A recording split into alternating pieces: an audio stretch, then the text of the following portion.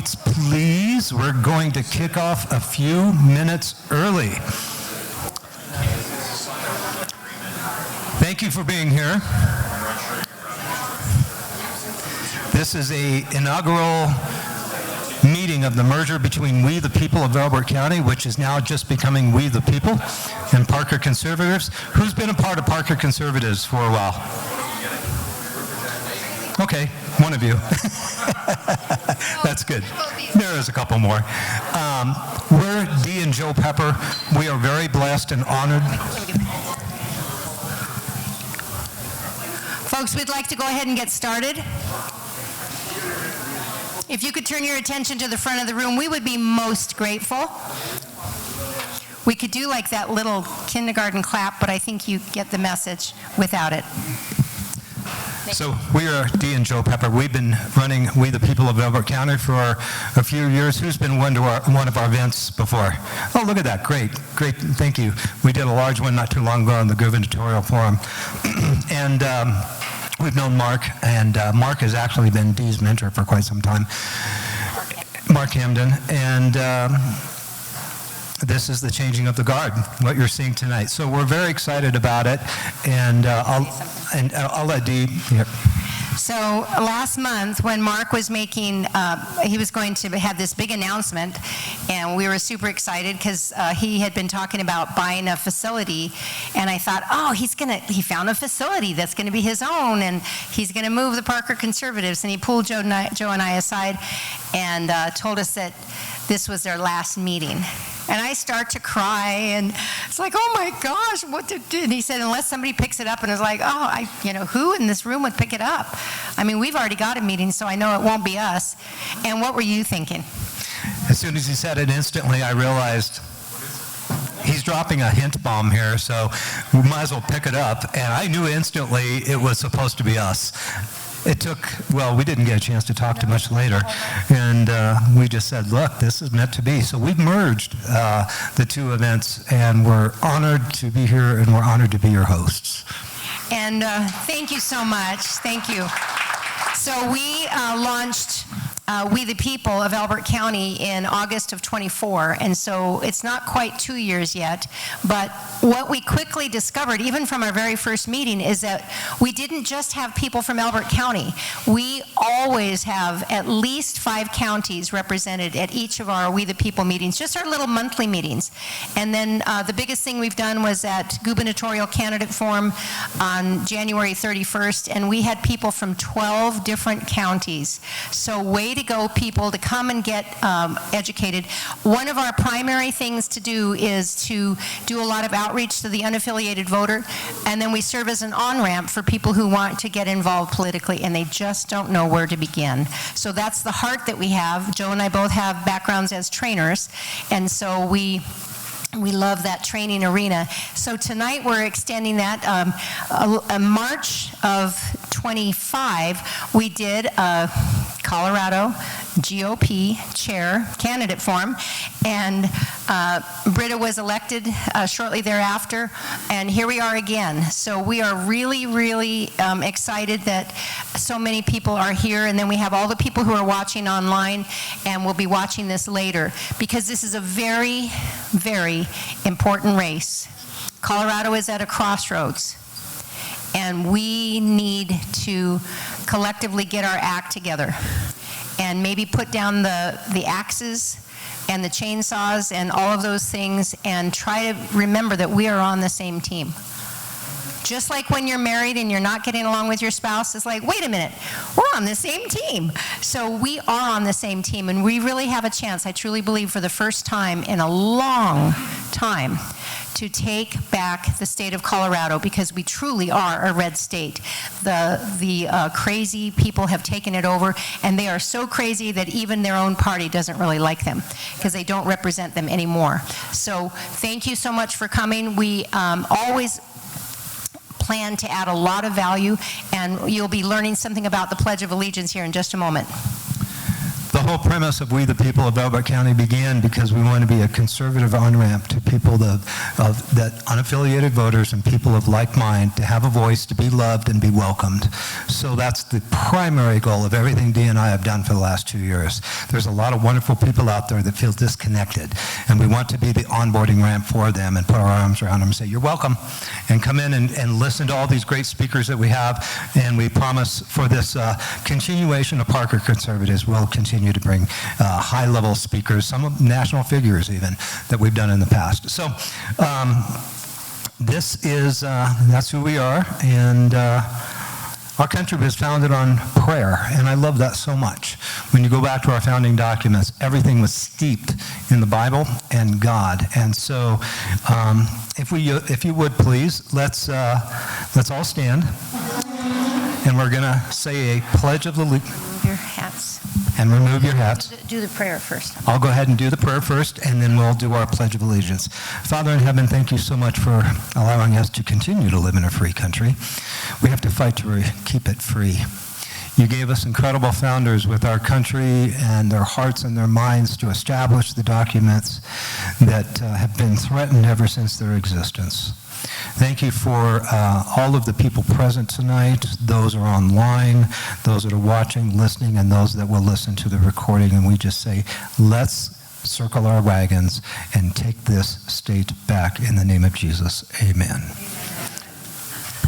And speaking of prayer, because Tina Peters is still in prison, she needs prayer. The 20th of, what month are we in? May. Is when we're expecting something from Polis. But in the meantime, we'd like to ask you to pray for her. Every night at 9 o'clock, set your alarms. Pray for the United States of America for 1 minute, 9 p.m. And then from 9:01 to 9:02, please pray for Tina Peters. And then on the Pledge of Allegiance, can you go back one? If you look at the screen for the Pledge of Allegiance does not have a comma between one nation. It's not one nation, comma, under God. It's one nation under God. So your first teaching moment for the night is to learn to say the Pledge of Allegiance properly. All right? Here we go. Pledge allegiance to the flag of the United States of America and to the republic for which it stands, one nation under God, indivisible, with liberty and justice for all. Well done. Join the movement. Teach people how to say the Pledge of Allegiance. All right, we are very, very thankful that we have some vendors here tonight.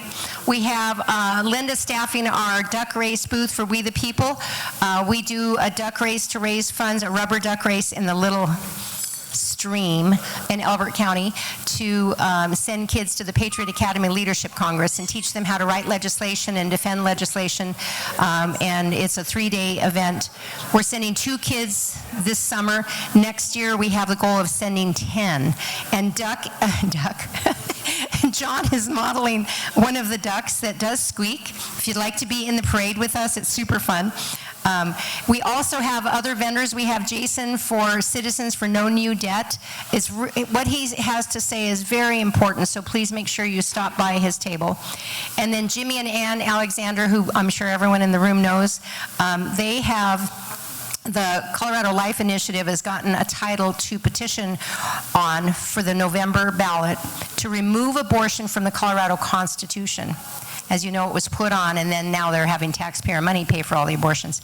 This is not going to stop abortion, but it will make it so that it is not a constitutional right. So please make sure you sign their petitions at their table. And then we have a booth in the back for James Wiley.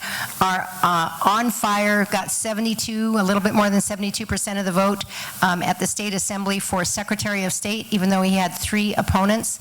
And it's imperative that we get him elected. So let's make sure we do that. One other quick announcement is that there is Boomer Happy Hour on the 3rd Tuesday of every month, and that's next week at the Tailgate Tavern from 3 to 6:30 p.m. And I would like to thank Adam Dorito, our podcast extravaganza guru tonight. Raise your hand. Thank you, Adam. He's the one that's responsible. And John is going to be our timer. Thanks, John. Linda manning the duck table. We are your chief quacks for the night. Anything else? Nope, and then we'll welcome our candidates up. Okay, go ahead. All right.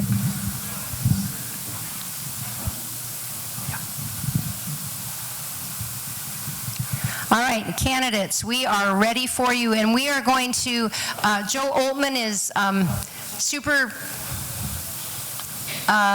viral right now.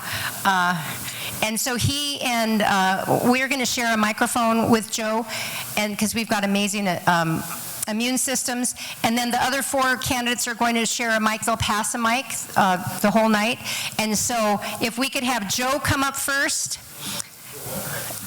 and then Curtis McCracken, then Craig Steiner, and Jennifer, forgive me, I forgot to ask you how to pronounce your last name. Qualiteri, who happens to be my brother-in-law's cousin. It's pretty crazy. And then Jeremy Goodall. So let's welcome all of our candidates.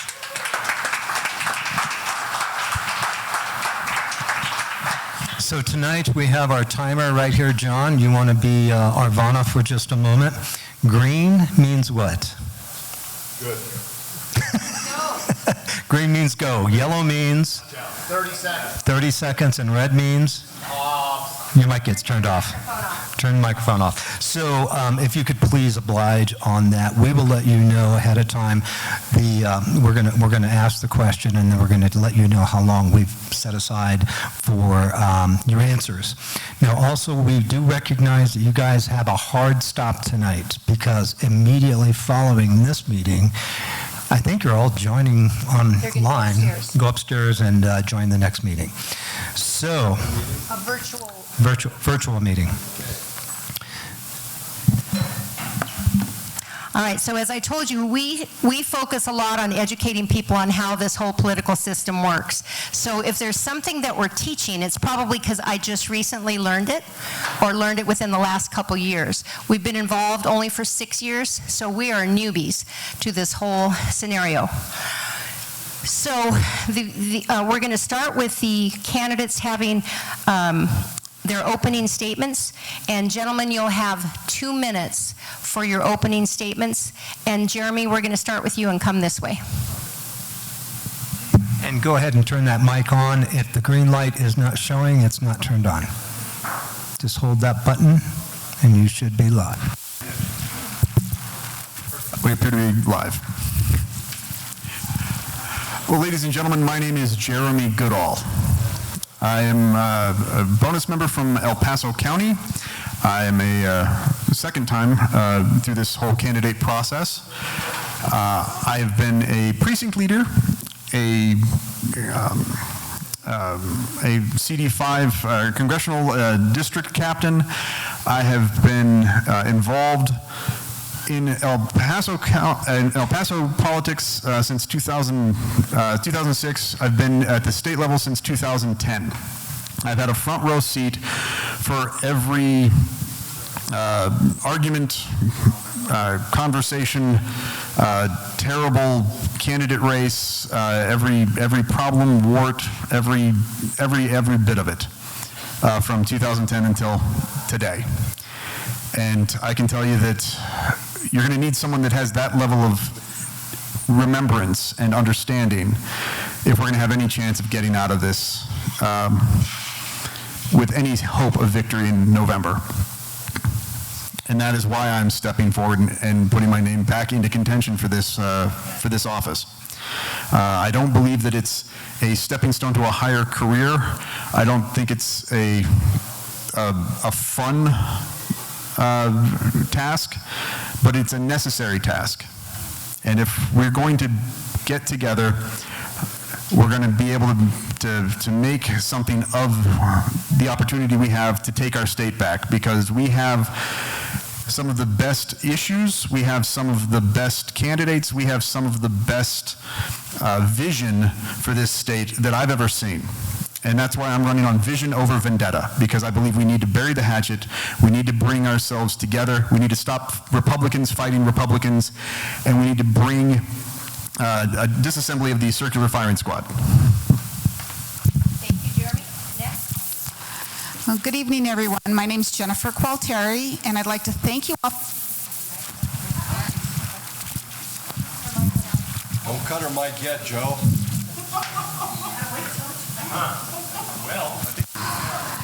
All right, it works again. So thanks for coming tonight. I do appreciate you.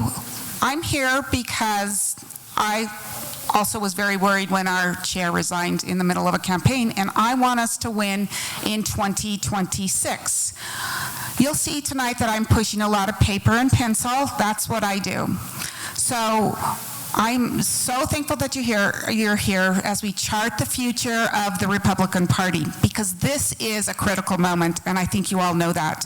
So for too long, the Colorado GOP has been distracted by different things, and that's maybe not our fault. Maybe that's purposeful. And we have experienced a division. So this turmoil has left our party in a debt, and it has left us disconnected from our voters who we need very badly to win in November. So we need to stop it now. That's all there is to it, and I think we all understand that. We need to stop what is a perceived infighting. I don't think we really are fighters amongst ourselves. Once we do that, I think we'll deliver the results that we need in November. And we have some very important things that is on our plate. Like, we need to prioritize what's going to be the outcome if we don't lose. We're going to have ideology in our schools instead of excellence. We're going to have green mandates where they're not even considering a clean burning coal, for instance. That being said, let's put Colorado first, let's put our values first, and let's put victory first. And I humbly ask for your support, and thank you for hosting this. Thank you, Jennifer.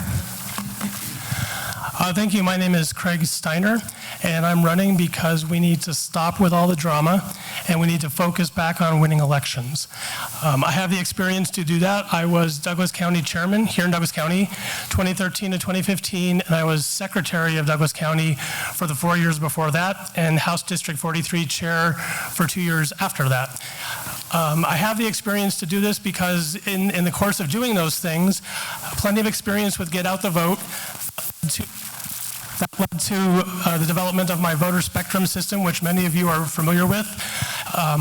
That has led to Douglas County being able to turn out as much as 97.2% of active Republicans in the 2012 presidential election.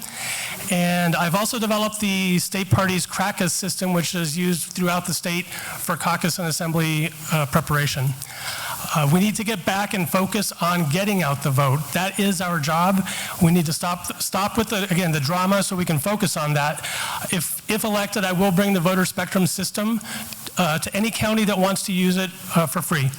And that would just be something I bring along with me, and it's proven very useful for many counties. It's been used in Douglas, Larimer, Mesa, Fremont, Pueblo, Denver, and Maricopa County in Arizona. We also need to rebuild the party. We have a lot of rebuilding to do. It starts with physical offices and a lot of infrastructure that's never been built, but some of it needs to be rebuilt. And we need to regain donor trust. That's obviously critical. There's plenty of indications that the big donors are interested in participating if they see stability in the party, and that's what I hope to bring. So I ask for your vote. Thank you. Good evening. My name is Curtis McCracken, and I want to thank Joe and Dee first for being our host this evening. You know, as I have been talking to committee members in the last couple of weeks, I think one of the best illustrations of the party I heard was a dumpster fire. And I think we all can agree that we have a long way to go to dig out of a big hole. I really think that there's two things that we have to do immediately. One of the things that we have to do is we have to change our narrative. We've got to lay down our idols. We've got to lay down our labels. We've got to lay down our desire to control things that we can't control. And we've got to learn to love and encourage one another. And so I think the second thing we need to do is we have got to fix the financial debacle that we are in, and we're going to need to do that in a very transparent way. I don't think that you're going to build credibility by trying to get out of this mess, looking for a sugar daddy or a bailout. We're going to have to do this ourselves. We're going to have to roll up our sleeves. We're going to have to find out what money we really do owe, and we need to take care of this ourselves. Once you've built that credibility, once you've changed your narrative, I think the third thing you got to do is you got to go to Washington and you got to try and rebuild the relationship that we no longer have there. If we can do that, those three things, then I think you have the credibility to go sit in front of a donor and ask for money. I think to do that today would be wrong. I think that we have the credibility to do that today. So if we can get some of those things done, I think we can start to turn the thing around and get things off in the right direction. Thank you.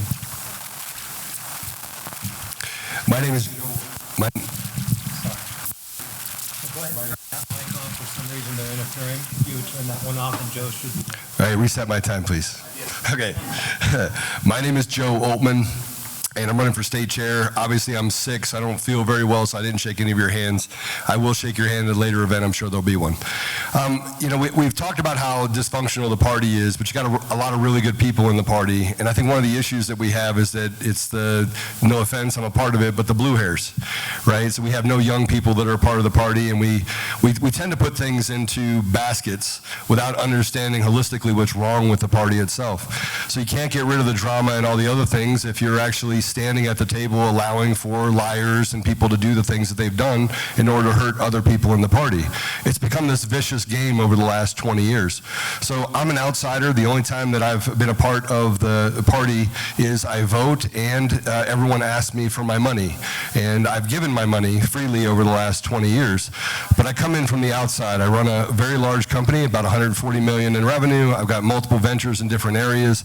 And I've spent the last 6 years traveling around the country working on election fraud that has basically been the precipice for where we are right now across the country. So coming in and getting donors, I think we can get donors today. I've been having conversations with them. We do have to raise a lot of money this year. My guess is somewhere between $10 and $15 million in order to win. And I've heard all the things like that's going to be illegal and you're not allowed to do that. You don't get to a place where you own gun stores and ranges and part of data companies if you don't understand what it is to make sure that you're legal.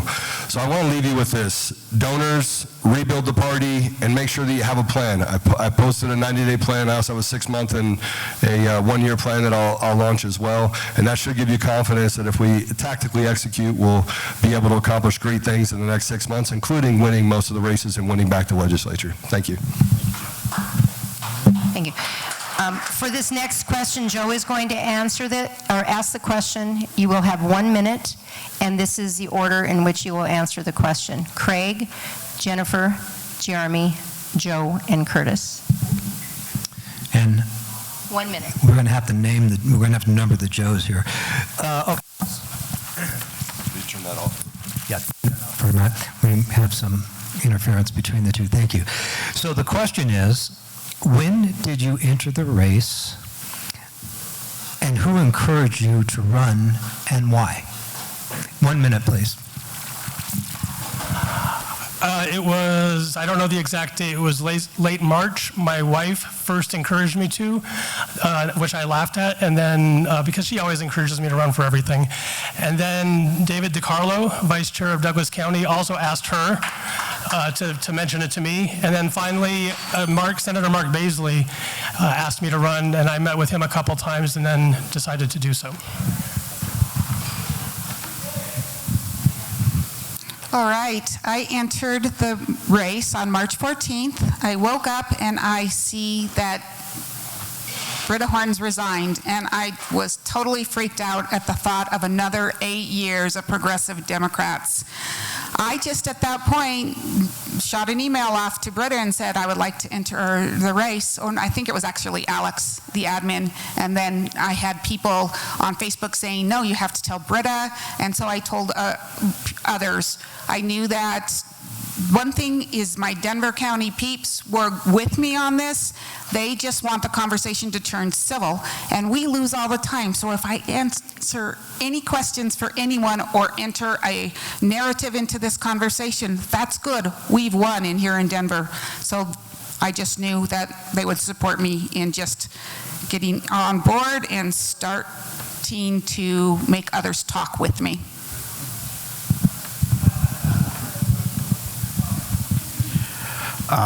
So I don't recall the exact date, but I did make my public announcement on the Hispanic Patriots podcast. I've been in conversation ongoing as the whole situation with Britta has unfolded, and I've had numerous grassroots folks across the state. I'll be putting out a list of endorsements probably in the next week or so. But I remember at one point I had a gal that actually leaned into me and said, what's the point of replacing Britta or getting her to remove if there's not somebody decent to replace her? And then she kind of looked at me with big puppy dog eyes. And I said, well, if that's what's necessary for you to move forward on this, then consider me a candidate. And I've had so many people that are just desperately wanting to be able to trust their party again. And I believe that that's what I bring. You turn it off, please. You are, I think I'm. No, Joe is next, and then Chris. Joe. What's cracking? Peg Cage. She's the reason why I'm here, and I hold her fully responsible for that. Look, I ran in the governor's race. I felt like I could have won. I definitely could have self-funded it. And I wanted to bring light to what's happening inside of our communities. I think the party for so long has not been the party of the people. It has not been the one that has taken the ideas from the communities and make them shine at either the Capitol or in the legislative session in Colorado. But my wife got behind this one, which is odd because she's gotten behind me getting involved in absolutely nothing. She really just wants me to retire and sail off into the sunset. But I've been fighting for a long time for other people. And frankly, I think it's time that we actually start looking at this organization in such a way that we run it like an organization and make sure that we have ROEs and SOPs and have a good ability to hand it off to young people, the next generation, in the next couple of years. Thank you.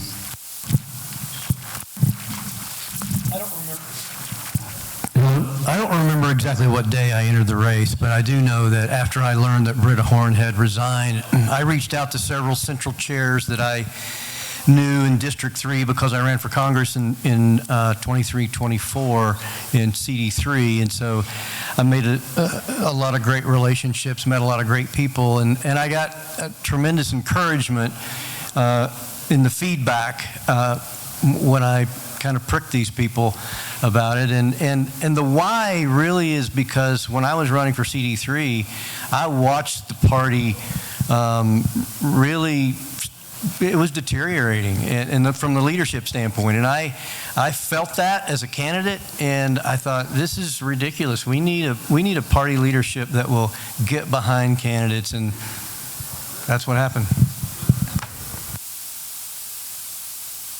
Thank you. So it might not be a lot of clarity. And for those who are watching online, we apologize for the lighting. We'll make sure that if we do this again, we can address the lighting better. So please, we're so sorry about that. And there's just nothing we can do at this point. So there are parties, let me give you a little history.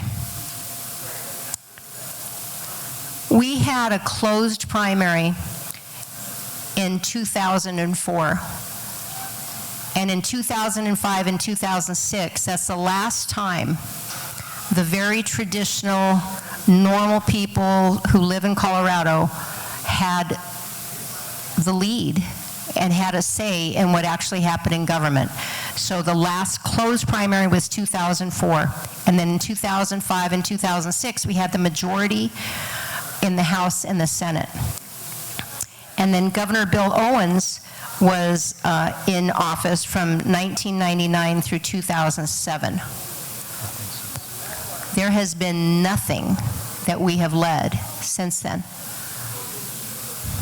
So an open primary means that Republicans can vote for Republicans, and anyone who's an unaffiliated voter can vote for Republicans.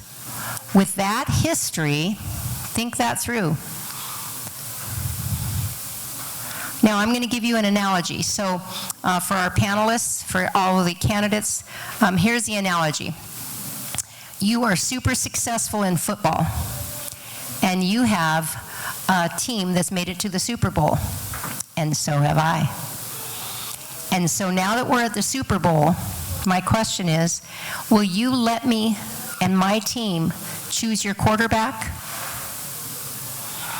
So the question will be, are you going to let my team decide who your quarterback is going to be? Let's go through. It's a quick answer. And Curtis is first. The order is Curtis, and then Joe, Jeremy, Jennifer, and Chris.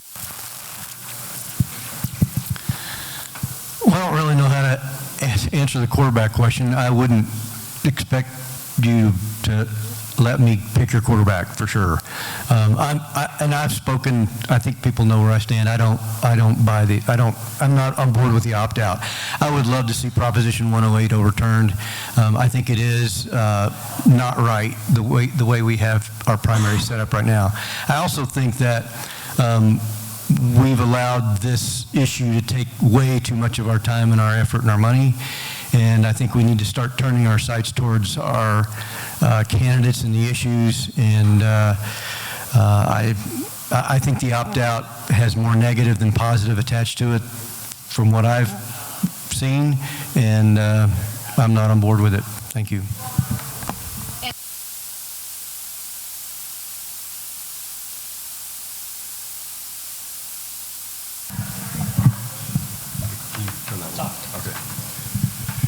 Okay, so I was a quarterback, so I will tell you absolutely I wouldn't want you to pick me if we were in the independent side of things. I believe in a closed primary, but the opt-out and closed primary are two different things. An opt-out that basically makes us foot the bill for having our own elections, and a closed primary allows for us to pick our own quarterback or pick our own candidates. We never should have had an open primary to begin with. You'll see some of the things that Theory is done, Kent Theory is done to try and bring in ranked choice voting and things like that. We have to get to a place where we have control of our own futures. And since they've come in and tried to gerrymander and knock on your head and rub on your belly and create confusion and chaos inside of our elections, we've lost. So as long as we stay focused, we bring young people to the table, we make sure that we have donor dollars to get our message across, and we have the ability to want people to be a part of the party, we'll have a great deal of success, and we're just going to win like you've never won before. We're going to do nothing but win, and I think that starts this year.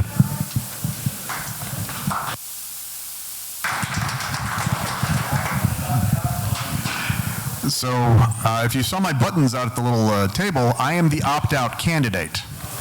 Was last year, I am again this time. I believe that Republicans must choose Republican candidates. If we have non-Republicans voting, if we have Democrat money polluting, and we have a Jenna Griswold counting the ballots and telling us who our candidates are, by what right is that a Republican process? And how then is the result of that process a Republican candidate? It's just logically inconsistent, and we have to be in a position where Republicans are choosing Republicans. And the best way to do that is through the assembly process, which doesn't cost any more than we're already spending on pretty much anything. It's basically free, and it allows us to control our process. And that's what we have to do if we're going to be Republicans.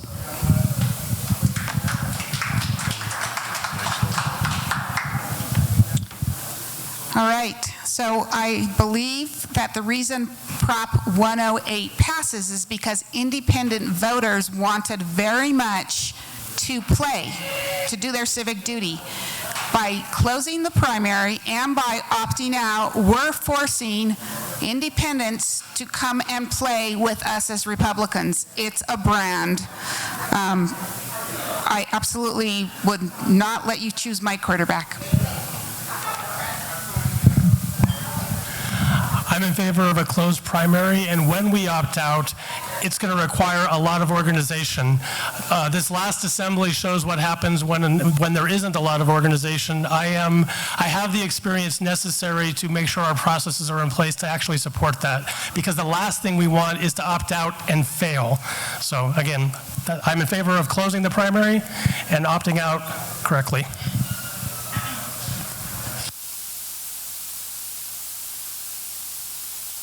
Okay, thank you.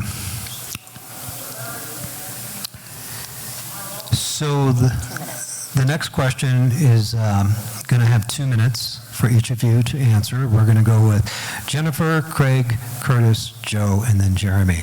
Notice there's only 2 first letters in all of your names. It's C or J. What's the prerequisite to run for the, you have to start with a J or a C? We got 3 J's and 2 C's. We haven't figured that one out. I have no idea. We couldn't run. We really, really wanted to. I mean, well, Joe could have run. I could run. Oh, wait a minute. No. How about Jesus Christ? There you go. Christ? Jesus Christ would run.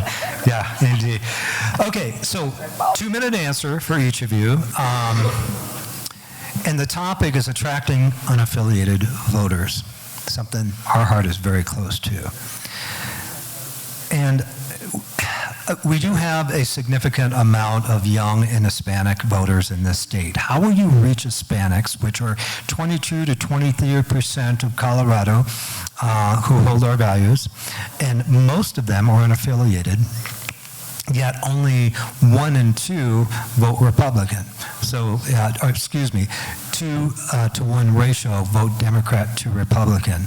So 2 minutes, please. Number 1, how are you going to reach out to the unaffiliated voters? And number 2, the minority groups. Thank you. And we'll start with Jennifer. Jennifer. We absolutely have to reach out to the unaffiliated voters. So the only way we are going to win is if we get the vote out to unaffiliated voters who are even low propensity. We have to get about 100,000 more votes in the state of Colorado to win this next statewide race. And the way you do it is, in my plan, is there's different counties with different attributes. And whether we want to face it or not, Denver County, the most blue area in the state, is where we're going to get this lift. We need to take 22% of our budgets, and it's going to have to come through a PAC because it takes at least $6 to $7 million to do this. It can go as high as $16 million if you were lucky enough to raise that much money. But there's got to be door knocking. There's got to be volunteerism, and then, yeah. Get 1 more minute? Yeah. Yes, keep going. Okay, so all right.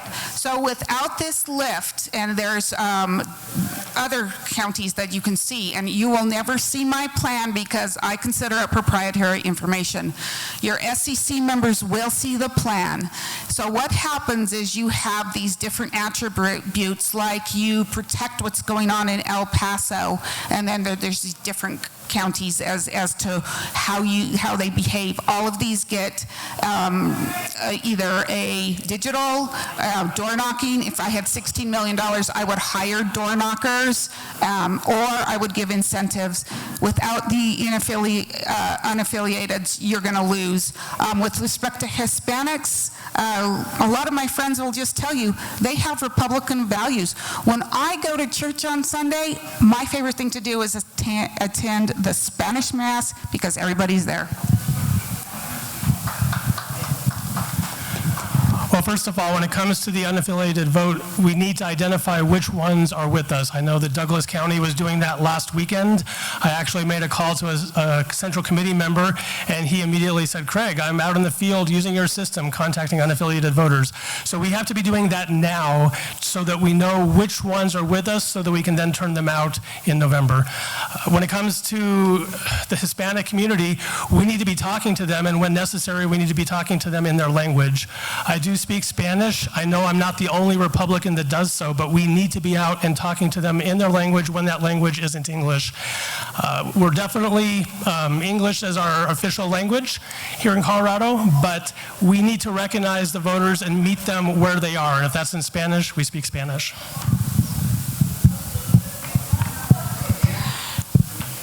I think if we expect people to sign up with the Republican Party, we have to make it attractive. And right now, we don't look very attractive. And so one of the things we can do is stop bickering among ourselves and start loving each other and respecting each other, and we'll be more attractive and they'll want to come. That's the first thing. There's also another group of voters I want to talk about, and those are the kids that are going to be turning 18 years old, and they're going to choose for the first time what they're going to do. I was talking to a Central Chair committee member this week, and they were telling me about some kids who were invited to their monthly meeting, and they interviewed these kids, and these kids were high school kids, and they said, the kids said to them, "Why would we want to come here? All you guys do is fight." And so I think if we're going to really turn the thing around, we have got to target that group of people. Getting into the high schools and finding out if they've got young Republican groups, maybe sending some of our people, sending legislators in there, sending candidates in there to talk to some of these kids so that they can kind of feel connected to the Republican Party a little bit more. I think that would be a great idea. But I think really it's about messaging and it's about branding, and we can't even begin any of that until we kind of change our narrative and start dialoguing in a different direction. I think the other thing we have to do is we have to lay down our labels, we have to lay down our idols. We've got to stop that, and because that doesn't, that the kids pick up on that really easy, and so I think we got to change our narrative.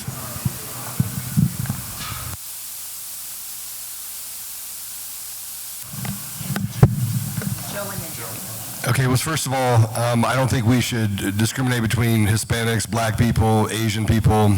We should just look at poor people, right? So I spent an enormous amount of time in the inner city. I grew up in the inner city. I'm a product of my environment, and part of the reason why I've given up so much of my time, effort, and resources to the poorest among us is because I feel like so often we feel like we're the only ones with problems. So we have to start looking at the young people first to come in, because most of them identify just by the idea of, they haven't been scorned yet by us, older people. And so they have an opportunity to really do some great things for the community inside of our environment. But whether we're talking about the black community or the Hispanic community, we literally have to go to them and figure out what they need first, invite them into play, and have a platform that is attractive.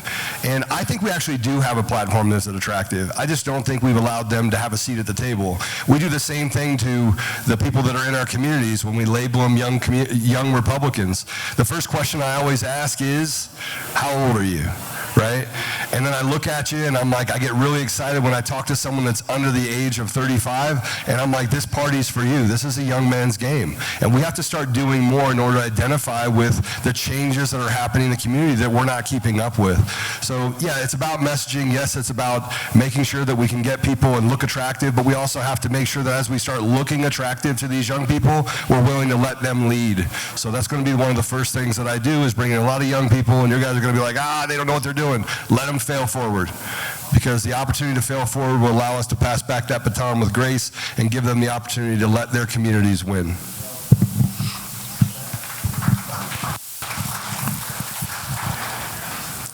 If you're going to attract unaffiliateds, you have to first ask the question, why are they unaffiliated? Why? Not because they've taken a hard look at the issues and they've come to some sort of centrist, nuanced opinion and decided that neither the Republicans or the Democrats are correct. People are unaffiliated due to apathy. They don't believe that our political process affects them. And I got to tell you, if you can't sell economic development, you can't sell the attack on our children, getting guys out of girls' bathrooms, and ending sex changes for minors. If you can't sell that to somebody who has the woke agenda being shoved down their kids' throats in this environment, what are you doing in politics? You have to know who you are and what you stand for. And as I said in my previous answer, if we can get back to a point where Republicans are voting in Republicans and choosing Republican candidates, we will actually have a certain amount of unity that emerges through an assembly process. And with that unity, we become incredibly attractive to people who don't really know what's going on or haven't really been paying attention. That's where your unaffiliateds are. And if we can provide passion and a focused vision, people will respond. That's how you get them to turn around and start voting Republican again, is by being Republican again.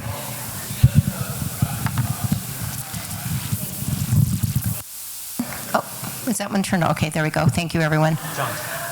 And John, in this next question will be a 4-minute answer. And just to note, how many of you were with us for the last We the People meeting at Franktown Fire Station last month? Raise your hand. Who did we have speaking? Young people, right? And Michelle. And Michelle's young too. So, and I don't know, Joe hasn't referred to me as being young, so I'm not sure. And today's Joe's birthday, this other Joe's birthday, so I don't know. But if we are good listeners, young people will talk to us. And if we use common language, like an SCC. I didn't know what an SCC was. I thought it was SEC. I had no idea what people are talking about until this last year. It's the State Central Committee. So what I'd encourage everyone to do is when you're talking to anyone, use the language that everyone would understand.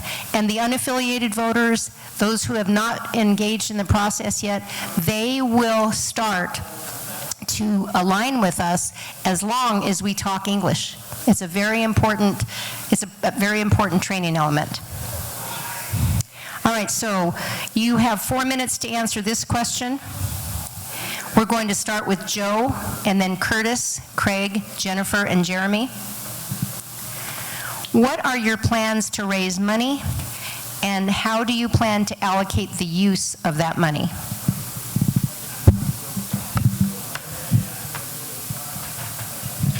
You guys are at an advantage. You get to listen to me first. I hope you take notes. So the first thing that we have to do is we have to make sure we identify the donor class. So we've identified about 31,000 people across the state of Colorado that can actually give the state maximum. Of that 31,000, 16,000 or so of those people have given in the past the state maximum one time, at least one time in the last 20 years. So we have to make sure that we're actually creating a plan to rebuild the foundation of the organization first. We got to have an office, got to have an innovation hub, got to make sure that we put different committees together. We're going to have some ROEs, rules of engagement, so that we can stop the mean girl tactics that have permeated through the party. We also have to go to all 64 counties and make sure that they're actually stakeholders, and that the donors inside of their communities not only see the state party as being viable, but see the strength of the community inside of the county party.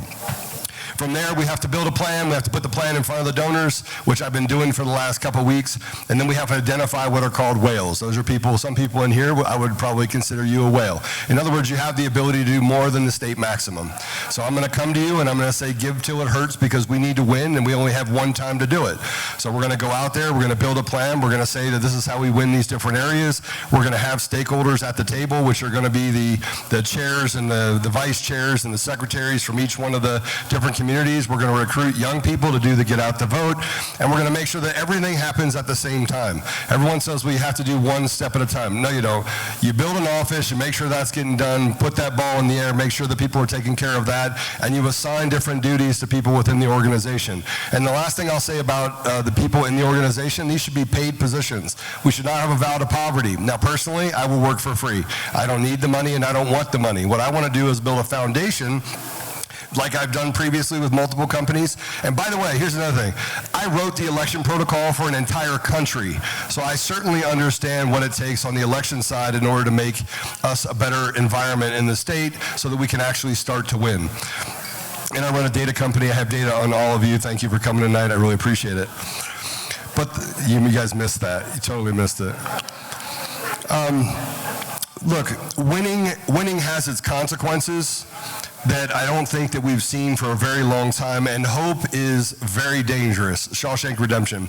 Hope is a dangerous thing. And we can't have hope without proper execution. We have to look at ways that we're going to be tactically excellent, and we got to stop blaming each other when something doesn't go right. Rub some dirt in it. It's really simple. Rub some dirt in it, get back out there, hit him on the butt, make him go make another tackle. But we have to stop this idea that we're going to blame, and I'll even say this, and I'll say it a lot, it might not be popular, but when you start blaming one individual like Britta, you ignore the idea that all of you sat around and watched that train burn to the ground.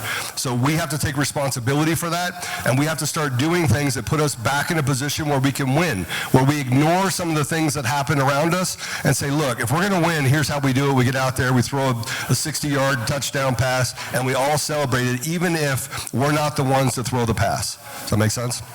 So I think that's it. I can go on a little longer if you want. Partridge in a pear tree. Tell you a couple poems, but I mean, I'm a tactical guy. So for me, I just want to get out there, unemotionally do things that I think benefit all of us. And yeah, so there you go. And young people.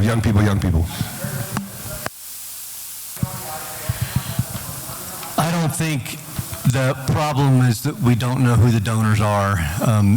I talked to a large donor in Colorado a couple of days ago, and they told me the reason that they don't give to the party anymore is because they feel that the party's unstable. I think that we have got to fix our problem before we're credible to stand in front of a donor and ask them for their money. And so I think fixing our financial issue and doing it in a way that's transparent so that the party understands where our money is, and then going to Washington and bridging the broken gap between us and Washington is the key to being able to sit in front of somebody and ask them for money. I've got a list of 17,000 voters who voted in 2022 that I received when I was running for Colorado's 3rd Congressional District. It's not that we don't know who the donors are. It's that we're not credible at this stage to sit in front of them and ask them for money. But we can be, and we can be very, very quickly. We just have to clean up our own mess. Thank you. Well, Curtis is exactly right. We do know who the donors are. The donors are interested in participating. I've said that many times, but they don't see stability in the party, and they're not going to throw away money on lawsuit after lawsuit. So that's the first thing we have to do, is we have to focus on the mission. The mission is getting out the vote and getting Republicans elected. When the donors see that, or they see that that's where we're going, they're ready to participate. So that's really all there is to it. It's not complicated. They didn't stop investing in the party because they stopped believing in the values. They stopped investing because all we did was fight. So if I'm elected chair, I'm laser focused on get out the vote. I'm going to ask everybody to join me. And when they see that happening, the money's coming.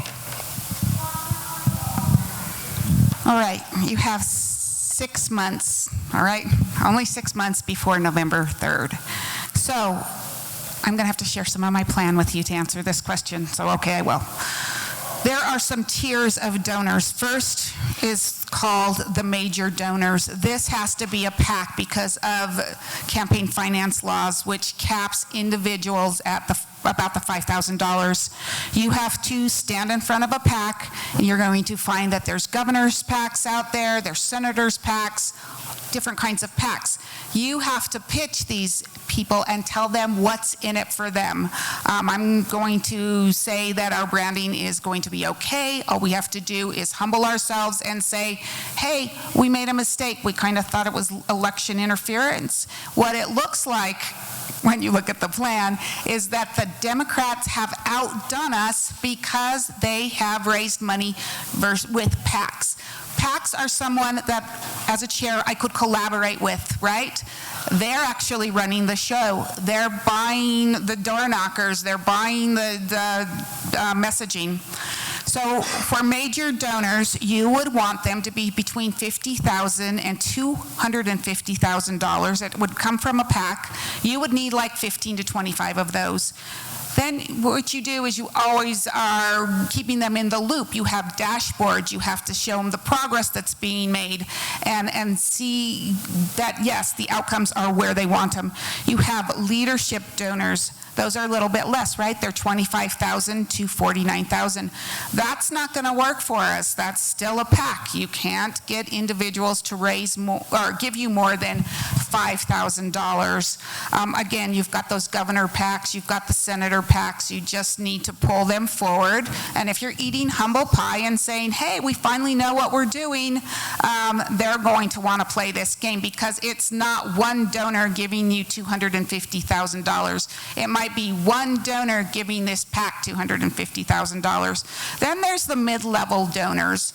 We have these small group donors that can collect a bunch of money and give the party up to, say, $23,000. Okay, that's finally in our coffers. We have more control. The chair, by the way, is huddling and partnering with those other people. So it's almost going to be a strategy where you have partnerships going on with the PACs. But once you get into these mid-level donors that are giving you between $10,000 to $24,000 because they're small group donors, then you're starting to control your money.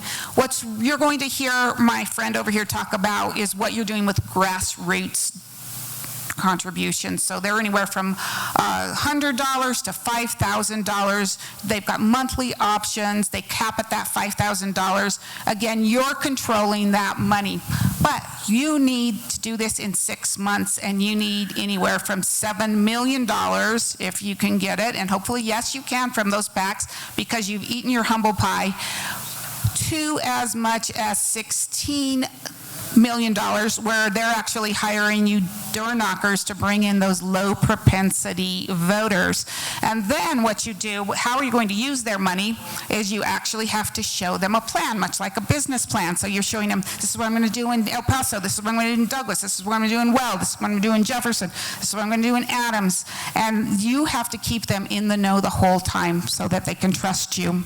You can do it through dinners. You can do it, actually, you're just going to first knock on that door and say, hey, this is what we need from you. We want to turn Colorado red again. Our people really need this, and the reasons why, right? You know, they're mutilating our children and so forth.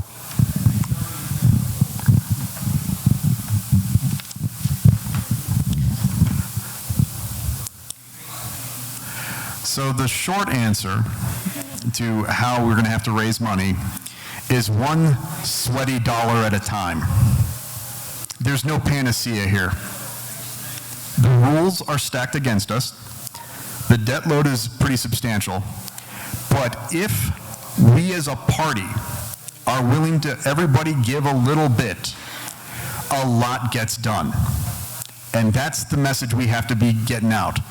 We can't be waiting for the cavalry to come in and write us a check for $2 million.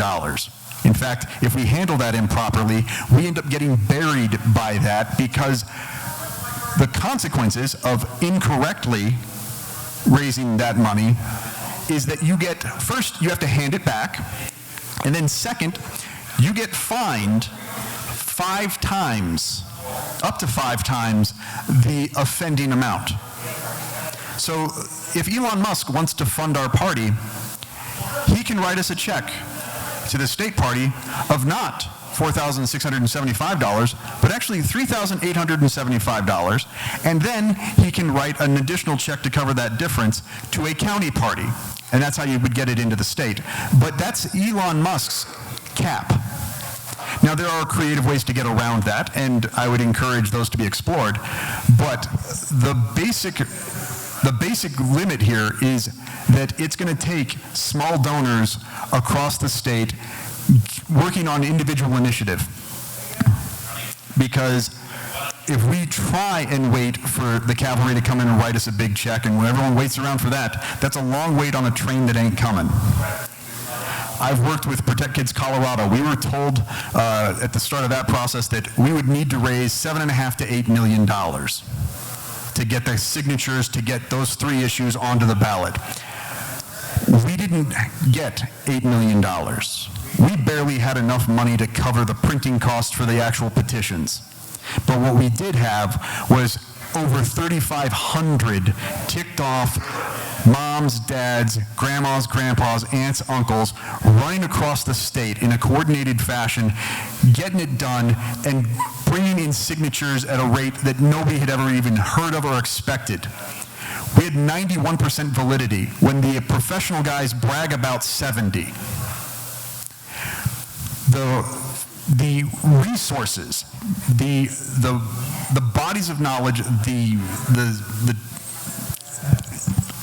everything that you guys bring to the table as central committee members, as members of these small bodies, the value on that runs into the billions of dollars if you just think about what each of us brings to the table in terms of our credibility, our networks, our abilities to talk to our neighbors. The Democrats always have to spend a lot of money because they don't have the people. When you don't have the people, you have to spend a lot of money. When you have the people, when you have the solid issues, when you have 80-20 issues like every one of the Protect Kids Colorado issues and some of the other, like the SAVE Act and others, that's how we're going to get this state back on track, is finding those points of commonality and not waiting to be paid to do it.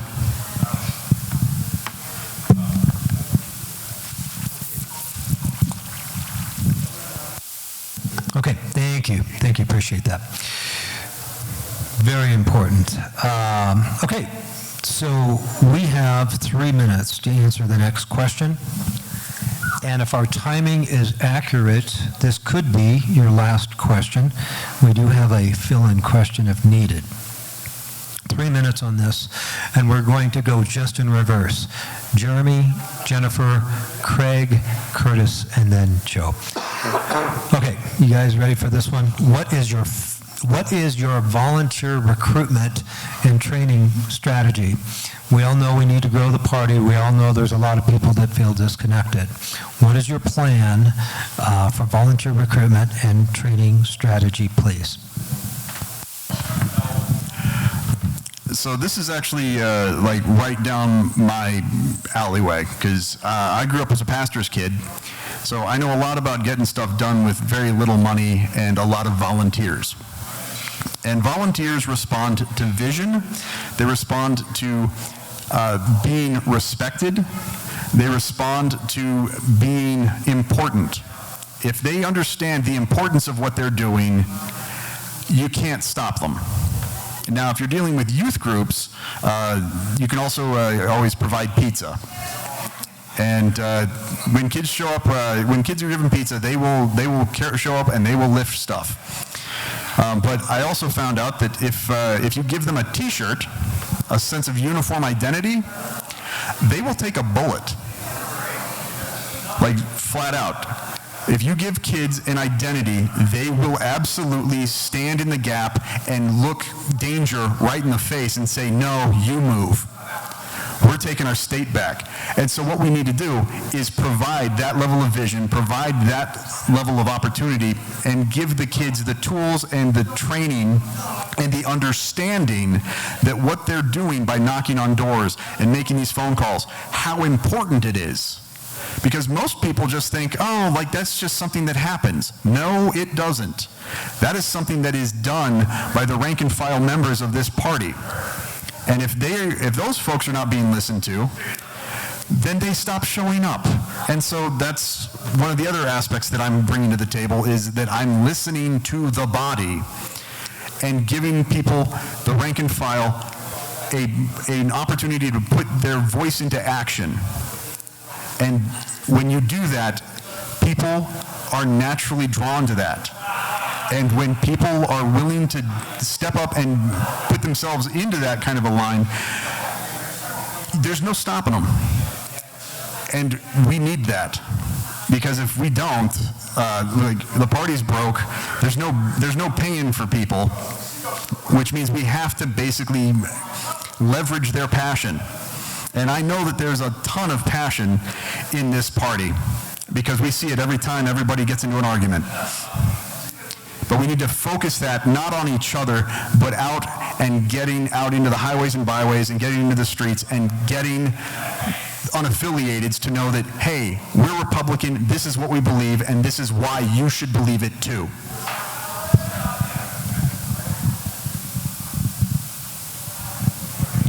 All right. So the volunteer effort needs to be there with my $7 million plan, because you're not going to have really any paid door knockers. So it is volunteerism, perhaps with incentives. Now, if you go to my other plan, which is anywhere from $800,000 to whatever, $2 million, without the volunteers, you aren't going to win no matter what. So you might not even have the paid the incentives. I don't want to call them paid incentives. The incentives that you would have at that, I call it a Plan A, and then the lower one a Plan B, and then that $16 million plan a Plan C. So what goes on is training the trainers. I think you need to take this in bite sizes. You have county chairs that very much want to help you get the vote out. They just need some tools.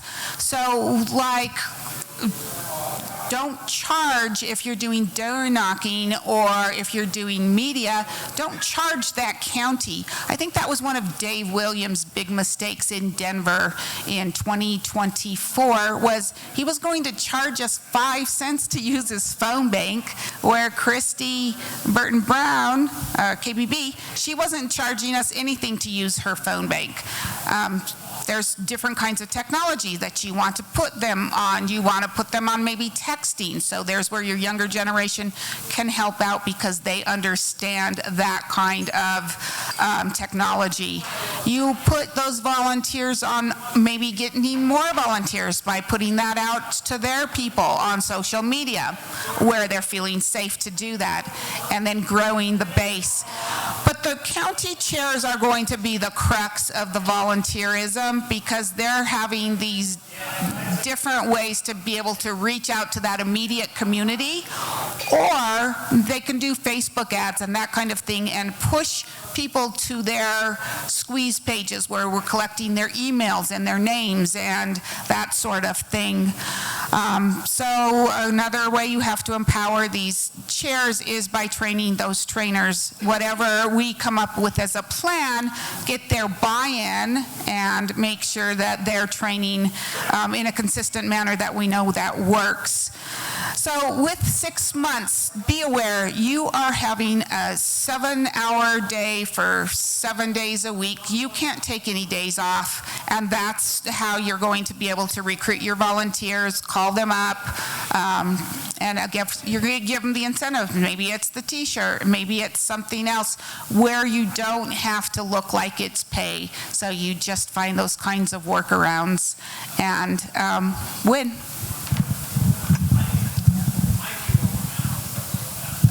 Well, when it comes to volunteers, it's extremely important to recognize that we are all volunteers, and volunteers need to be appreciated. They can't be given orders. They're not employees, they're volunteers. So something I learned from Senator Holbert is if someone's willing to give you 40 hours a week, you say, thank you very much. I appreciate that. If they're only willing to give you 20 hours a week, you say, thank you very much. I appreciate that. And if they're willing to give you 1 hour a week, thank you very much. I appreciate that. You just have to recognize that these are not people you can hire and fire, and you need to basically lead by example. They're gonna work hard if they see you working hard. If they just see you barking out orders, you're not going to get as much buy-in. It is true that a lot of this happens at the county level, but I know that a lot of counties are not getting the volunteers they used to because of the problems that we've had at the state level. They need to be inspired, and it's not inspiring when we're fighting amongst ourselves. But again, I think the biggest thing when it comes to volunteers is just appreciating them as volunteers and not expecting them to be receiving orders as if they were employees. I think the network of a ground game is already there. I mean, every month in every county in this state, the central chairs get together with the community, and So the infrastructure is already in place. What we have lacked for a long time in this party, in this state, is real leadership. Someone who can set the tone, someone who can set a narrative, someone who can say, here's where we're going. And that's what people really need. And if you do that, and it's healthy, and it's unselfish, people will follow that. But we haven't had that in a long time. And so I think really just bringing leadership to the table is the thing. We have a great network. I also want to say, I was talking to some of the central chairs this week. You know, they already have started their own networking with each other because we've become so dysfunctional. And that's proof that our ground game really does exist, and it really is something that we can build on. It just needs leadership. Thank you.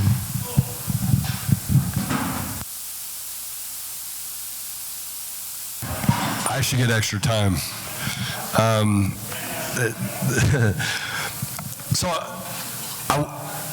We left a lot of things out of it. We keep talking about can't, shouldn't, wouldn't, this is what happened, dysfunction, we can't get along, all this stuff.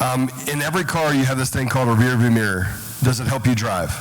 And I would tell you, no, it doesn't. So the first thing we have to do is break off the rearview mirror, stop looking in the back, and start looking forward.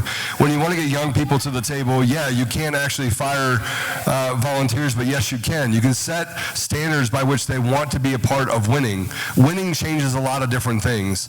But if we're busy talking about what happened a year ago or 6 months ago, we'll have very little effect on winning when it comes in November. People follow people who win, period. When you have a vision, I'm not going to sit up here and be tactical with you and say, well, you know what I'm going to do? I'm going to walk to this door and I'm going to say, hey, would you want to come follow me? I'm going to tell you that if you fail to plan, you plan to fail. But if you're going forward and you're creating good leadership and you're making sure that they apply themselves to a standard and an ethos that you've set ahead of time for the people that are in the organization and make sure they adhere to it, young people will want to be a part of it. Over the last 8 weeks, I have gotten literally, Wendy, you can attest to this, 10,000 emails, text messages, phone calls. I just talked to someone on the phone that's a part of the CRC. Sorry, it's the SEC, but really, if you bylaws, it's the CRC. So I always refer to it as the CRC because, well, it says in the bylaws that it's a CRC. So I'm having these conversations mostly with young people, and they're saying this, tell me what I need to do. Put me in, coach. And I'm like, look, it's going to be bloody. We might not get everything done we want to get done. But if you're willing to fight this fight, I will fight next to you, and I will be the one to take the first bullet. We have to learn to lead from the front. We have to do this with donors as well. We spend zero time when we go out there and talk to the donors talking about the hopium that they're actually looking forward to. Every single one of these people that has the ability to fund the party, whether through IEC or through PACs, has that ability and hasn't done it in the past because there is no return on their investment. If you can create an environment where we can strip down the young Republicans and make them just Republicans, if you're old enough to fight for your country, you're old enough to stand out, run for office, and do the things that are necessary in order to make sure we have success in all 64 counties.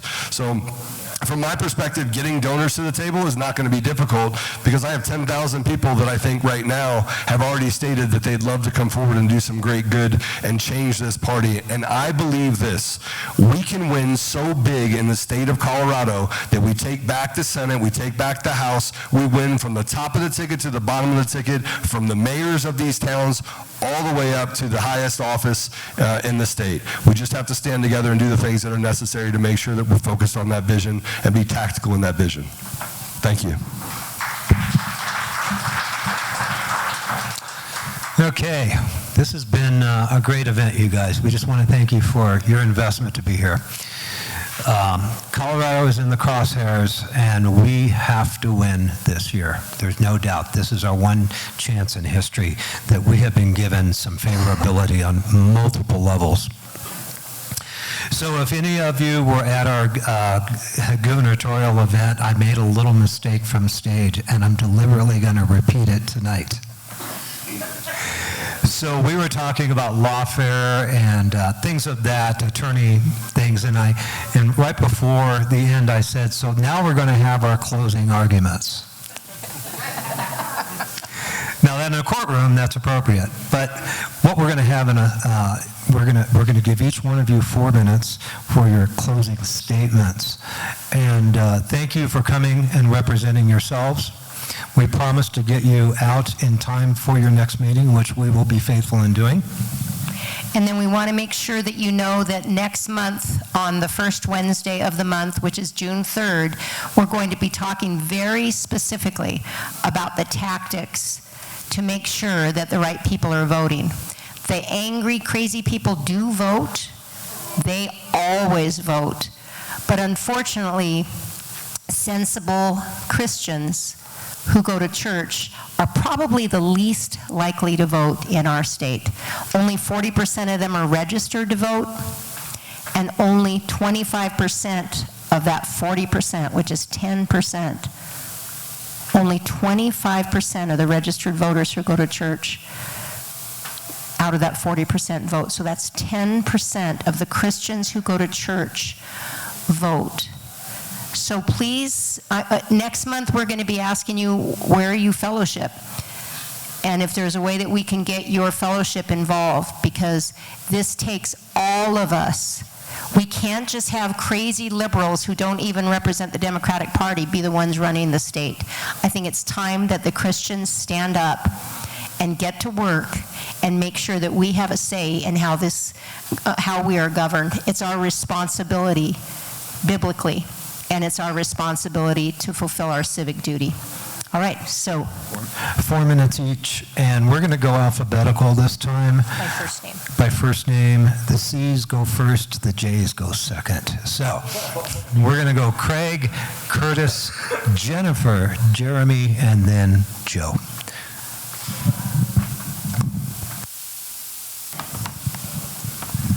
All right. Well, I thank you for coming here tonight. We have a lot of work to do in very little time. Once this election's over at the end of this month, we'll have 5 months.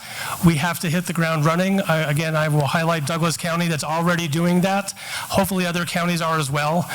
Those counties that aren't, one of the first things that I would do as when elected chair is the next day, an email goes out to all the county chairs asking where they're at and asking what they need. And obviously we're short on money right now, but what I can provide is voter spectrum, helping them get out the vote and touching those unaffiliated voters right away, because this is the time when we talk to the unaffiliated voters. We can't go on their door in October and November and ask for their vote. We need to have already contacted them. So that starts immediately, and we can do that even as the money is still coming from the large donors. We need to focus on get out the vote. Again, that's partially right now with the targeting the unaffiliated voters, but that's a good practice run for November. It's hard to get volunteers to go out there for the first time asking people to vote, but if they've already had those conversations over the summer, they're going to be well prepared for November. We have to rebuild the party, and there's so much to rebuild. A lot of it is dealing with the debt that we have, but I understand some of that's already underway. We'll see how far along that is when we get there. And we need to rebuild the donor trust. That's just so huge, and it all happens simultaneously. When they see that the party is serious with serious leadership, focused on the job of the party, which is getting Republicans elected, it's not going to take a long time. Like I said before, they did not stop funding the party because they stopped believing in the values. They just don't believe, they haven't believed in the leadership. So I would ask you to consider that. I believe I do bring stability and a laser focus on get out the vote. Those donors, I do believe, have already indicated that they would be very interested in participating. And I would ask for your vote at the State Central Committee meeting, the vacancy meeting, for chairman of Colorado Republican Party, Craig Steiner. Thank you. Hold on just 1 second. I was just going to say that you applaud, and then also if you are volunteering for the teller committee, could you please stand and go over to Ivy? As soon as they're done speaking, then we will pass out the ballots for the straw poll, and we'll commence with that. So up next is the next in alphabetical order, of course, Mr. Curtis. I talk a lot about changing the narrative, and so I want to ask my own question. In 2021, the Democrats passed a bill called the American Rescue Plan Act. It was $1.9 trillion of basically just a slush fund. Former Treasury Secretary Larry Summers called it the least responsible macroeconomic policy in 40 years, and that it would cause inflation. A year and a half later, we were staring at 9.5% inflation, and so the Democrats decided to tee up another bill called the Inflation Reduction Act of $800 billion. So now we've got, what, $2.6 trillion of slush fund money to spend. So I've got two questions. Where do you think the money that's missing in Minnesota came from? Where do you think the money that's missing in the California hospice scam came from? Where do you think the money because the story just broke a day or two ago about we've got a Medicaid problem in Ohio that could be just as big as these. Where do you think the money came from? And here's the kicker. There's two people in Colorado on the ballot this year, and they both voted for both of those bills. One of them's name's Mike Bennett. The other one is John Hickenlooper. One of them wants to run your state, and the other one's asking you to send him back to Washington to continue running this country. And you have to ask yourself if you want that to happen. And my point behind asking this question is, if you hire me, these are the things I want to talk about. These are the things that we need to be dialoguing about, because this is going to create the dialogue that we take when we have to compete against these people in the general election. And we've got to start talking about other things than opt-outs and whatever. We have got to refocus. And so when I say we got to change our dialogue, this is what I mean. I'm Curtis McCracken, and I'm asking for your vote for the chair position at the Central Committee. Thank you.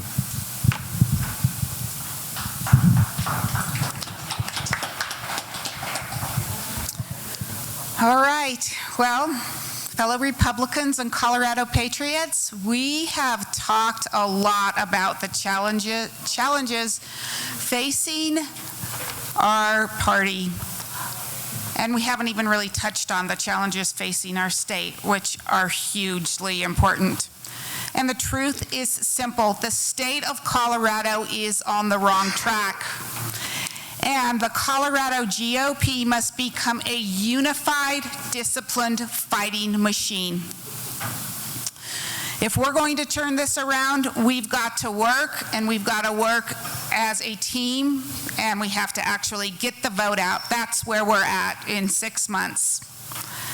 So we've been distracted. Colorado GOP has been distracted with financial woes and with distractions. We have no more room for this. I don't think that our party is going to continue to behave in a manner that is going to turn our donors off. I think our donors are going to accept the fact that they need to help us. I personally see it a lot where people are wanting to turn our state red again. And in order to turn our state red again, we need to become unified. And it's not something that I think we're going to stop at any juncture between now and November 3rd. We need a professional, get out the vote organization, and there is no doubt about it. If we don't get the vote out and pick up 100,000 votes somewhere between Democrats, Republicans, and independents, we are going to lose in November, and we are facing another 8 years of progressive Democrats ruining and running our state into the ground. So again, let me be clear. It's 6 months. 6 months to organize, raise resources, that we need to turn all this enthusiasm, and I see it here in the room, into votes. Otherwise, again, I'm going to reinforce this, 8 more years of progressive Democrats that are continuing to control our state house at every level. In the legislature, we need to represent, have a governor. We actually need that governor's spot, or we're sunk again. Not that we're going to stop trying, but it's another 8 years of pure misery. And who is this hurting, by the way? This is hurting our Colorado families. They can't find affordable housing. Their energy is not affordable, and it is not abundant. And their ideology that we are giving these children in school is horrific. It's not excellence. It's a crime. We have law-abiding citizens who are frightened because of what can happen. And what just passes? Murder one person and get out of jail free? I mean, what has this House done to us and this Senate? They are awful and terrible. So, this election cycle, it's our moment. We need to be disciplined and laser-focused. We need to put a Republican governor in the Capitol. We need to restore Colorado's dream. The choice is clear, and if you want more of the same, then we have to not be inventive leaders and just go on about our business. But if you are ready to fight, then I am asking you for your support and commitment to put Colorado back on track.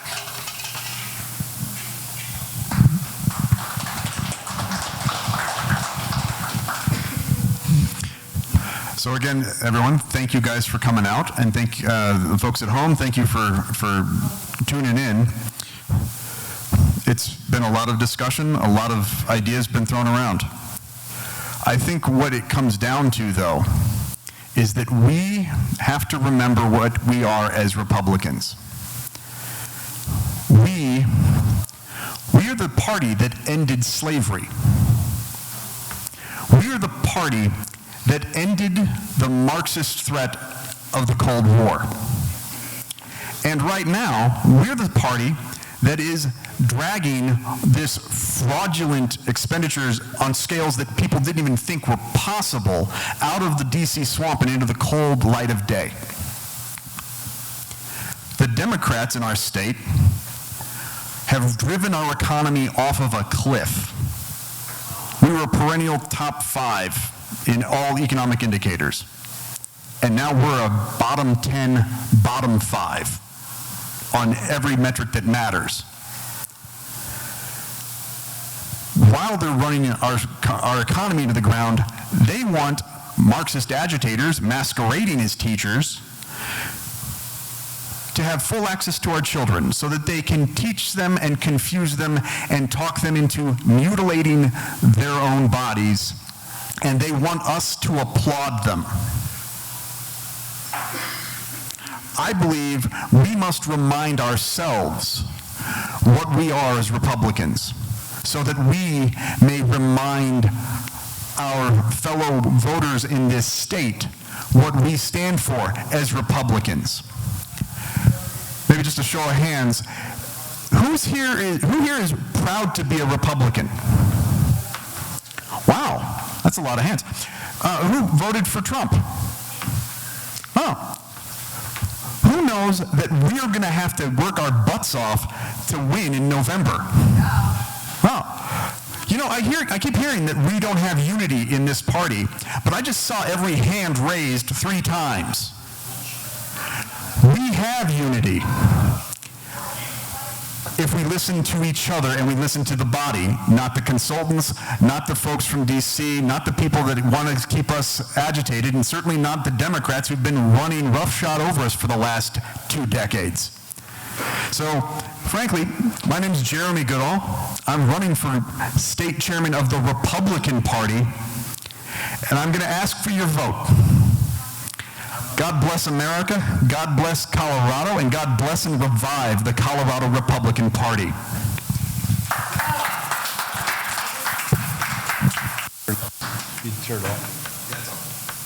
All right, you there? All right, so, wow. So the Republican Party is this thing that we rally behind, and one of the things that I think the reason why I got to be a part of the Republican Party way back when is I just wanted to be the party that took care of the community. I wanted to be the party that took care of our people. And it didn't matter what or who our people were. We tried to do things and enact laws that made it better for everyone. It just wasn't just Republicans. We looked downstream and said, look, these things that we're trying to accomplish are good for Democrats, are good for independents. And so I'm not going to be Captain Obvious and tell you all the things that are going wrong in the state. I think we can all see them. But I do want to tell you, like, why? You know, what am I going to do? What am I going to bring to the table? So I have a 14-year company. I built it from a cocktail napkin to over 160 million in revenue. I stepped away for 3 years. I've spent the last 6 years traveling around the country talking to people about election fraud. I've spent millions of dollars of my own money doing that. I've been sued, attacked. My wife's been attacked. My kids have been attacked. And I still keep going. So it doesn't matter what kind of adversity you put in front of me. I'm going to try and figure out a way to work the problem with the team that we have and with the things that we have available. But I do want to talk about the fact that that the only thing that we should focus on this year is winning to a place where we can reset and say, okay, for the next 2 years, we now have at least secured the House and the Senate. Now we can be more tactical, and now we can start building out strategic plans on a county level, county by county by county. There's this thing that happens when you win. People stop talking, dissenters stop talking. And the reason why they stop talking is because what are you going to complain about? Winning is kind of this fun thing. Nobody won a Super Bowl and then complain that somebody missed a tackle, right? So everything that I think we need to do as a party will center on being unselfish. And so I'm a trade desk partner. I have one of 13. About 80% of every dollar that's spent on advertising or getting candidates or the word out goes to what I call the grift. It's the money that goes to people through the platform. So $1 million is really only like 200 grand. So what I'm going to do is I'm going to give that platform available to everyone. I do think we need to raise 10 to 15 million, and 10 to 15 million dollars means that it's the equivalent of about $60 million in spend. And so I'm going to give up what I have, give the tools that I have, use the talents that I have to go into the community, make sure we build good leadership, but also make sure that we're tactically excellent in the ways that we can reach the independents and ethical Democrats, right? We can't leave them behind, so that people in the community want to be a part of the Republican platform. That all happens when we start getting rid of some of this nonsense that we've had to live through over the last 8 years. We're not the only ones being held hostage by the policies of Polis and others.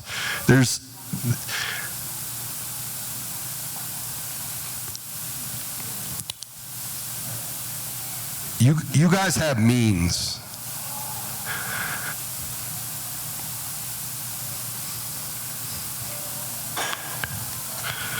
It's the NyQuil. But I think we have to start looking at how we can help the poorest among us, right? And we spend an enormous amount of time fighting and not enough time actually trying to figure out how to work the problems because we're so busy attacking each other. And so I don't have anything bad to say about the 4 people that are up here next to me. I think they're all amazing people. I just think right now we need to do some things and make some decisions that are really difficult decisions to make. And the person that's going to be able to do that has to be able to run through that fire and has to be battle tested. So although I look at these gentlemen and this young lady and I think they're great people, now's the only time. We don't have a second chance. Okay, sorry. So Altman2026.com, go check me out. And I'm sorry I wore a sweatshirt, but I've been sick. All right, let's give everyone a round of applause.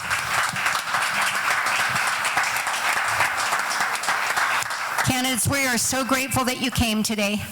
Thank you for being at your tables early so people would have an opportunity to visit. I know that you're now all released to go upstairs. They have another candidate forum at 7:30. And oh, okay.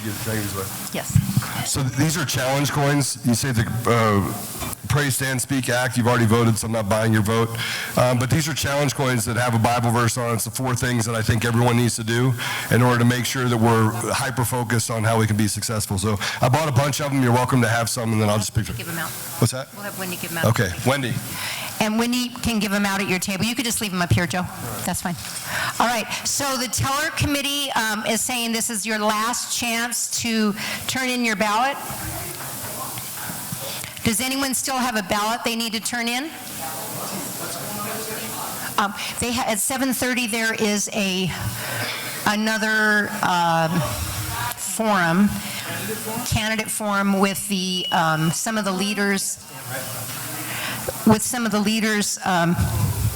from different counties. I think about 20 counties. They're having a little candidate forum. I don't know how formal it is. I don't know if it's just questions.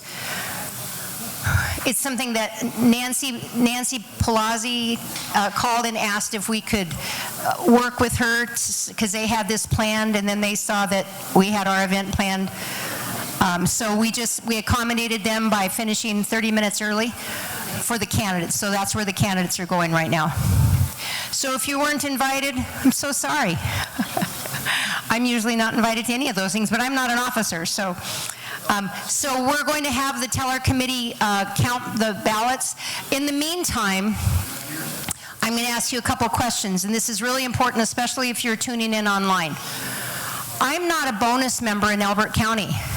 Joe is not a bonus member in Elbert County. So why does it matter to us who the person is who's going to run for office? We don't get to say, or do we?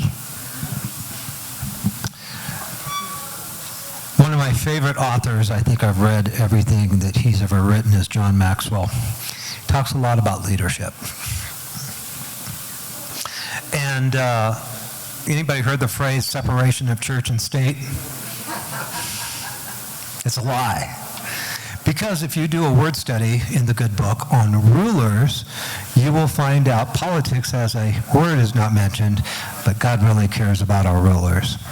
And this is a time of challenge to raise up the leadership, to get people in place for our state and our country that is actually, I'll tell you what, Lee, Dee and I talked to a lot of people, and the wind is in our sails.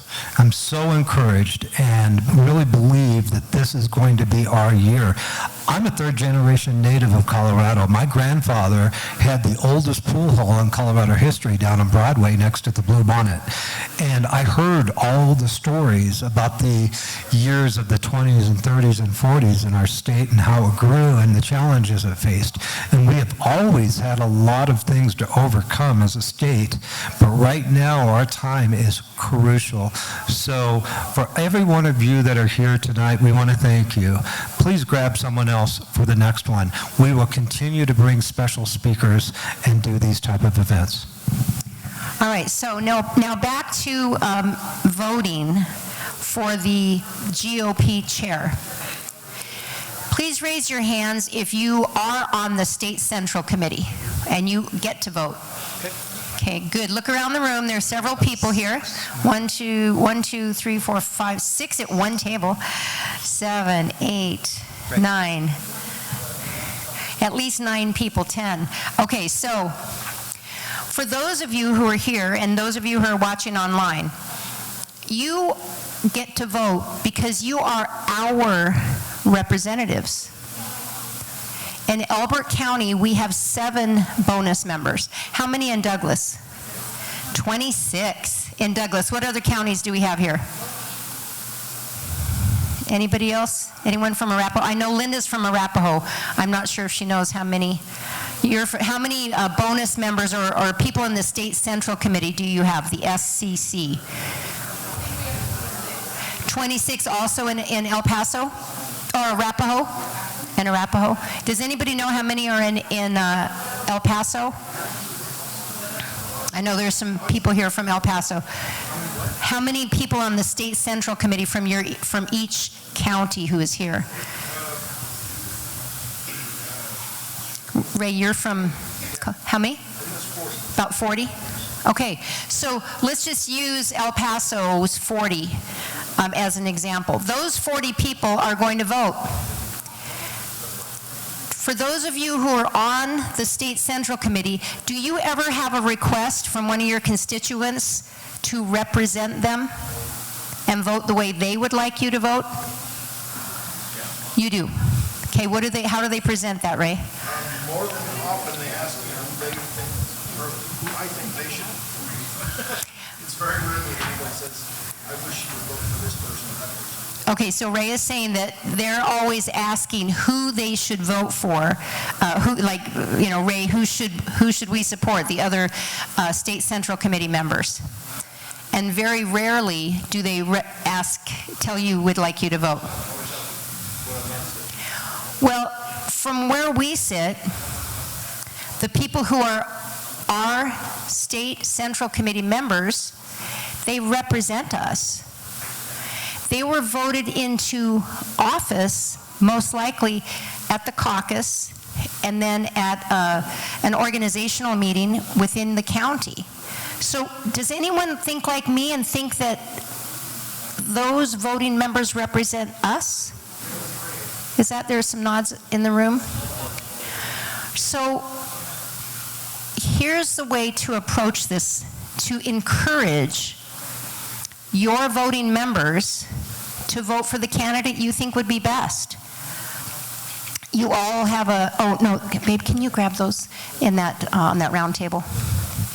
We're going to pass out this call to action, and thank you so much for my friend who put this together for me, because I forgot mine. So reach out to get your voice heard. This is a sample message to text, to call, or email your State Central Committee members. Yeah. And if someone could help Joe pass these out, that would be great. Here's a very simple message. Thank you so much for serving as a State Central Committee, SCC, member in our county. I wanted to reach out to ask you to cast your vote for blank as the next GOP chair on my behalf, since you are my representative. Can I count on you to do that? Nice and short, nice and simple. Now, here's what we have seen and heard from other people. Sometimes when voting members get a message like this, they get really pissed off. Like, how dare these little gremlins tell me what should happen? I don't really ascribe to that. I think that we're the ones who have the power, and these are the people who are to be working for us and representing us. But unfortunately, some people are really offended when somebody, one of their constituents, dares to tell them how they should vote. Now, if we can take the action to influence our State Central Committee representatives from our county, can we do the same thing with our county commissioners? Or our clerks in our counties? Or the treasurer? Or anybody else, the assessor, anybody else who's an elected representative? We, the people, desperately need to learn how to ask people to represent our ideas and represent us in the market. And you have this information. I have a list with all the contact information for each county. You can reach out and contact me. I promised that I wouldn't share the entire list with anybody, so I will share it with you for your specific county, your 40 people or 26 people or 13, whatever you have in your county. And I will share that with you so that you can say, I would like you to represent my wishes. And what I would encourage you to do, and this is where we can flex our muscles, is ask 5 to 10 neighbors to do the same thing. It's a very important thing for us to start to do. And for some of you who are voting members, how do you think you would respond to that? Good, they'd like it. It would be nice if people would express themselves. All right, and so we have our results from our straw poll. We're going to have Ivy Lou come up and announce the results. Accept Ivy Lou. Ivy Lou to the stage, please. Let's give Ivy Lou a round of applause for leading this effort for the straw poll. Thank you to the tellers. They were so fast and efficient. Without any training. Okay, all right. That was a great debate. I'm going to start with the lowest earning person and then... Only a forum, not a debate. Forum, okay. Okay, so I'm going to start with the lowest and then go on up. Okay, so for Jennifer Q, she received 0. Second person up, Curtis, what's it, McCracken, I'm sorry, a total of 2. Jeremy at third place for a total of 4. Craig Steiner received 15 total, and Joe received 28. Wow. Okay, so why does that matter? Because all of us can have influence. There are several people here who can vote, but again, all of us can have influence, and we all need to take responsibility for influencing those who represent us, who can represent our ideas. Any questions or suggestions from those of you who are voting members? Any suggestions when people contact you? What would you like them? That's what I mean. You guys do a lot of extra work if you're voting members. I'm always on the credentialing committee. Any other suggestions? God bless you for being here. Thank you for tuning in. If you're watching online or watching later on, please make sure you stop by and vote, visit our vendors. And if you want to help us support the sending kids to the Patriot Academy Leadership Congress, and Linda's modeling one of our hats and being our Vanna. Yes, there is another forum on the 14th. Come up here real quick, Ray. All right, so my name is Raymond Garcia. I'm the chairman of the Colorado Hispanic Republicans. I always tell everybody we're out there trying to get the 1.25 million Hispanics in Colorado to realize they are conservative at heart.